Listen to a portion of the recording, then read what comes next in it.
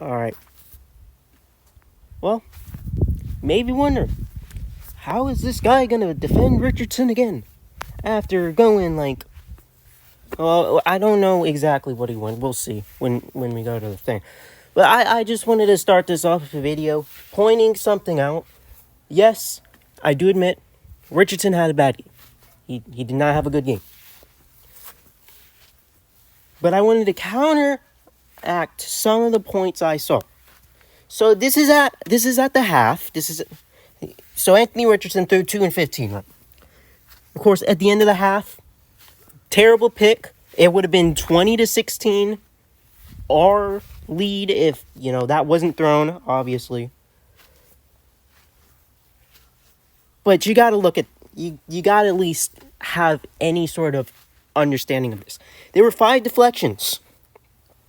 5 deflections, 4 drops. That is a shift of 9 passes. If he made all those passes and still had that interception, he would have been 11 for 15. He would have been 11 for 15 at the half, even with that pick. That's what I wanted to start it off with, obviously. But as you'd expect, the Colts did lose the game, 20-23. We had 2 late chances at the end there. Like once again, there's so many drops on that last drive, and then on the second to last drive, the O-line couldn't block for anything. They let the rushers get to him immediately. That's obviously a problem. Of course, I'm not trying to say Richardson had a good game by any means. Where's the stuff? He went 10 for 32, 175 yards, a touchdown, and an interception. Should have been 2 touchdowns, probably. But, one was at the half-a-yard line and gave it to Taylor. Taylor got the touchdown, Of course, good for him. Glad Taylor's back. But the thing I have a problem with, and the reason that I personally believe that Richardson's not, doing good, Shane, I know you're a good coach, but in that first half, he did not coach well. He made Richardson throw the ball 90% of the time. When we had Taylor on 20 carries put up 105 yards. I'm pretty sure that's 5 yards per carry, if I'm not wrong. Yeah, that's about 5.1 yards per carry. So why in that first half were you not handing? He had 5 carries in that first half. Richardson threw 15 balls, and Taylor had 5 carries. Now, of course, we were getting a lot of 3 and outs, so we didn't have many opportunities to do anything with the ball that first half. But still, why are you not giving the ball to Taylor when you have a basically rookie QB that is not perfectly accurate? And I'm not even saying he's not perfectly accurate because I don't believe in him, because he was on the money for, I'd say, about 75% of his passes, and they were either all dropped, all deflected, or some stupid penalty took it. And don't get me started. Because the refs were not the reason we lost the game. That's obvious. The refs were not the reason we lost the game, and I'm in no way trying to say that. But that pass interference at the end of the game was not near the end of the game. You can't call that there. Again, I'm not trying to say that the refs cost the game, because if anything, the coaching and the QB play lost us the game. But still, you can't call that. They would have been 4th and 3. They would have kicked the field goal. They probably would have got it, considering Fairbairn is a really good kicker. But I don't see how you call that, first of all. And the second thing, like I said, I don't understand what Steichen was doing this game. I don't understand what he was doing. And I'm not defending Richardson either. I'm not saying he would have thrown 25 for 31 for 4 touchdowns if we had Jeff Saturday or something. obviously, he did not have a good game when you go 10 for 32. But at the same time, when your play caller is not giving any carries to your star running back, and you have to do everything, especially when you're not confident because you're not making any of your passes. All your balls are getting dropped. All your balls are getting deflected. And that pressure led up to a point where, he made 2 boneheaded plays at the end of the half there, which already should have not been called. It should have been given to Taylor to take it to the half 10-10. We were at, the 10-yard line. We weren't going down the field to score a field goal. And they get a touchdown off of that, and that proved to be crucial. Especially when the defense only let up 16 points, if that doesn't happen.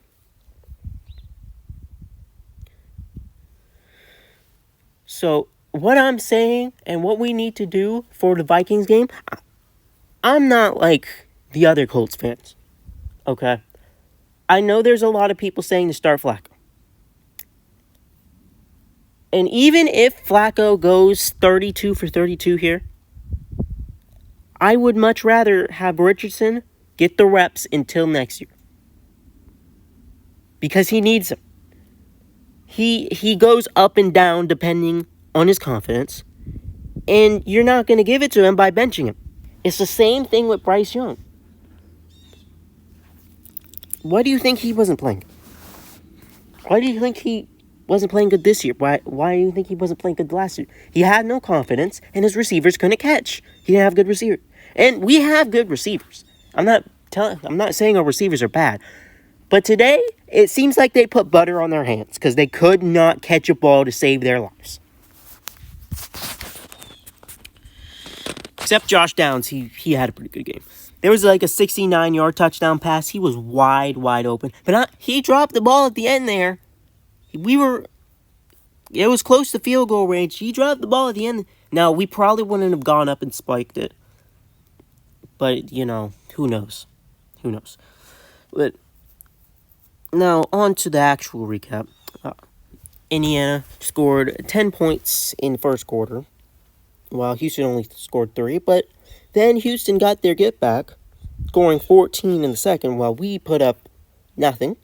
We both exchanged field goals in the third, and in the fourth, we scored the touchdown. They kicked the field goal that would prove crucial. Game-winning kick. On to the stats. Like I already said, Richardson, not a good day. When you factor in everything and you actually watch the game, you can start to defend him a little bit more. But again, the pick is kind of undefendable. You shouldn't be doing that on 3rd and 3 when you had a running lane. 175 yards, 1 touchdown, 1 pick. Just unfortunate. Jonathan Taylor, in his return, rushes 20 times for 105 yards and touchdown. Richardson, and another thing I've noticed, they're not running the ball with Richardson. That is Richardson's specialty. I get that he keeps getting injured. But when you force him to be a pocket passer, that's obviously not going to help his game at all. It's not. And he had a good rushing day, too. He rushed 6 times, 45 yards. He got 7.5 yards per carry. So, in my humble opinion, they need to rush the ball more in general, both with Taylor and with Richardson. And Richardson needs to start dialing up more and more short passes to develop that. Because the long passes, they just couldn't catch the balls. What I feel like is happening is Richardson's only throwing the deep ball because that's what he feels like he can do. He doesn't feel like he can do the short passes. And when you don't give him any opportunity to throw short passes when there were multiple open screens, he needs to start working on that. And, the coach needs to start dialing up more short pass plays to get him more comfortable, in my opinion. But for receiving, Downs was really the only guy that had a game. He got 4 balls for 109 yards and a touchdown. Everyone else really flamed out. Most of them were bad thrown balls. Most of them were drops. Pittman 1 for 16, Sermon 1 for 14, Taylor 1 for 12, Pierce 1 for 11, Mitchell 1 for 9, Granson 1 for 4. Cox, Goodson, and Mallory did not catch a ball. That Goodson ball also should have been a touchdown, by the way. Although we did get the touchdown on the drive. That should have been a touchdown. Now, one thing you're not going to hear me say a lot. The defense played good. The defense played good. Now, you see the 23 points. When they really only allowed 16 if that pick wasn't thrown. I get that they did allow that touchdown, but they really would have only allowed 16 if that pass wouldn't have thrown. So I'm not going to blame them too much on that. But the defense played good. Zaire Franklin led on tackles with 7 and 3 assists. Odengbo almost saved the game. Crazy fumble. Backwards lateral. Odengbo runs into the ball. If he got that ball a second later, that's a touchdown. He ran 80 yards. The big man, Odengbo, he ran 80 yards to the touchdown, but unfortunately he was called down by contact. If he wasn't down by contact, who knows? I could be talking to you about how we magically won the game, even though Richardson didn't have a good one. So, Odengbo, cap up to you. Even though we lost the game, you could have won it. So, good job on you. DeForest Buckner came back as well. He logged 3 tackles and a sack. Odengbo also got a sack as well. Let's get 2 sacks on the day. I liked how the D-line was playing, because the defensive line, I do admit, was pressuring them a lot. It's just our secondary could not stop any throw, CG through, which is pretty common, knowing that our secondary is not good. For kick returns, Doolin and Goodson both had big kick returns on the day. 1 for 55 for Doolin, 1 for 36 for Goodson, and for a punt return, Josh Downs 2 times for 13 yards. Matt Gay, he almost hooked one. It hit the crossbar and bounced in. So he was perfect on the day, 2 for 2, 8 points. I feel like if he had got the opportunity to tie the game, he would have made the field goal kick. I would have been confident in him. But, again, good development. We want him to be better. He's starting to get more confidence, in my opinion. And then Rigoberto Sanchez punted 6 times, 283 yards, and he was inside the 20 twice.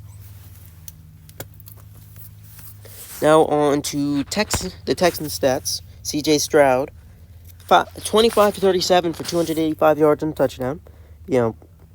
Really no opposition on his passes, except for, the pressure. And even when he was pressured, he got the ball out, really well. Mixon torched us, let's be honest, for the second time. He would have had 100 yards, but for some reason the fumble, took away his yards, which I don't see why. But, Taylor did better. 26 carries, 94 yards. He averaged 3.6 and got 1 touchdown. Ogunlabal, sorry, I butchered that. Ran once for 4 yards, and Pierce came in and also ran once for 4 yards. And Diggs, who unfortunately went out with a knee injury, ran 1 time for -4 yards. Diggs led him for receiving, 5 for 81. Schultz caught 4 for 52. Dell caught 4 for 35 and a touchdown. Mixon, adding on to his good rushing day, caught 4 for 32. Maggi caught 3 for 29. Stover caught 2 for 19. Hutchinson got 1 for 19. Woods caught 2 for 8. And Ogunlabale did not catch a ball. For their defense, tackles were led by Murray with 5 and 2 assists. Petre had the interception after that terrible thrown ball by Richardson, unfortunately. Anderson and Settle really ended the game there with 2 sacks. Anderson had the crucial... No, it was Daniil Hunter that had the crucial sack. He also had another one. And then Anderson and Settle also had sacks on the day. And Hansen had Richardson got sacked a lot. O-line did not have a good day at all. Pierce had 2 kick returns for 78 yards. Again, for some reason, the kick returning scheme was not good for either team. Punt returns, Woods had 2 for 23. Kicking, Fairbairn, perfect 3 for 3. 11 points. His long was only 35, though. And Townsend punted 6 times as well. Defense looked good for 257 yards, but he was inside the 25 times. Now on to team stats. Yeah, obviously they're going to have the way better day with how the offense was playing. 365 to 287. Obviously for passing yards, we got destroyed. 124 to 267. I'm at 365 for the Texans for total yards, but rushing yards 163 to 98. We outplayed them there. We had 4.6 yards per carry. They had 5.4. 17 first downs to 21. Where we lost was the third down. 2 for 13. That's unacceptable. That is absolutely unacceptable. They didn't have a good day on third downs as well. 4 for 13. But 2 for 13 on third downs is unacceptable. You can't have it. And for fourth down, we were actually perfect. We went 2 for 2 on fourth downs, which is, of course, something I'll always defend Steichen on. He's a fourth down master. He knows what to do on fourth downs.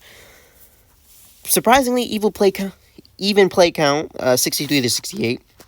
We allowed 5 sacks. They allowed 2. 6 punts on each side. We had more penalties. Again, we didn't lose because of the refs, but that pass interference at the end game, you can't call that. 9 for 58. Well, they had 5 for 30. We both lost the fumble, and Richardson threw an interception. I think that fumble comes because of the backwards lateral at the end of the game, where Richardson was trying to throw a Hail Mary, and, he got sacked. Well, it was about to get sacked, and he tossed the ball back, trying to get the lateral game going. And unfortunately, the time of possession game has regressed again. 24 minutes, basically 25 to 35 minutes. So disappointing there. So that's the game. Disappointing loss. The Texans will now hold the tiebreaker for the rest of the season against us. So even if we tie them, we're not taking over their position in the division.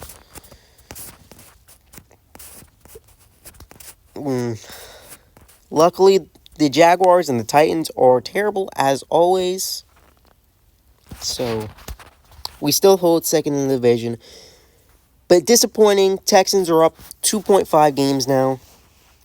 They're really not coming back from that if they don't have a major collapse. So, fortunately, that's just how the cookie crumbles.